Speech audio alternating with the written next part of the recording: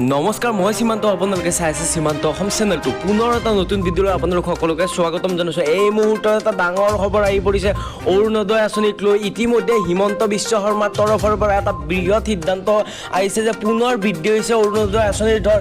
এতিয়াৰ পৰা নগৰ অঞ্চলৰ মহিলাও লাভ কৰিব এই আঁচনিৰ ধন। তো ভিডিঅ'টো বহুত বেছি গুৰুত্বপূৰ্ণ হ'ব, আপোনালোকে শেষলৈ চাই থাকিব। তো ইয়াত আপোনালোকে দেখা পাইছে, ইয়াত কোৱা হৈছে যে পুনৰ বৃদ্ধি হ'ল অৰুণোদয় আঁচনিৰ ধন। মুখ্যমন্ত্ৰী হিমন্ত বিশ্ব শৰ্মাৰ বৃহৎ ঘোষণা।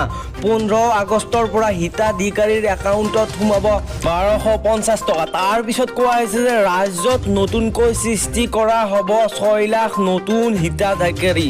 তো ইয়াত এইটো এটা ডাঙৰ খবৰ কোৱা হৈছে যে ৰাজ্যত আৰু নতুনকৈ 6 লাখ নতুন হিতাধিকাৰী তেখেতে লোৱা হ'ব বুলি স্পষ্টভাৱে জনাইছে। তাৰপিছত কৈছে যে প্ৰথম বৰ্ষপূৰ্তিত আনুষ্ঠানিক ঘোষণা মুখ্যমন্ত্ৰী হিমন্ত বিশ্ব শৰ্মাৰ।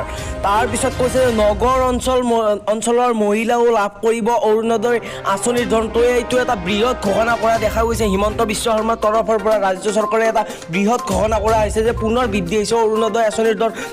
পোনে তেখেতে কি কৈছে মই ভিডিঅ'টো আপোনালোকলৈ আগবঢ়াইছোঁ। তো ভিডিঅ'টো আপোনালোকে শেষলৈ চাই থাকক। অৰুণোদয় আঁচনিৰে যুক্তি কৰিম আৰু এই অৰুণোদয়ৰ পৰিমাণ 15 আগষ্টৰ পৰা মাহেলী 1250 টকালৈকে আমি বৃদ্ধি কৰিম। শ্ৰদ্ধা ৰাইজ, আজি মাইক্ৰ ফাইনেন্সৰ লোনৰ ৰেহাইৰে আমি 11 লাখ আই মাতৃক সমাহিত কৰিব পাৰিছোঁ আৰু অহা বছৰটোৰ ভিতৰত আমি আৰু 14 লাখ আই মাতৃক আমি সমাহিত কৰিবলৈ আমি তো ভিডিঅ'টো এইখিনি আছিল। যদি ভিডিঅ'টো ভাল লাগিল তেতিয়াহ'লে এটা লাইক কৰি দিব আৰু এই চেনেলটো ছাবস্ক্ৰাইব কৰি দিব। ধন্যবাদ। জয় আই অসম।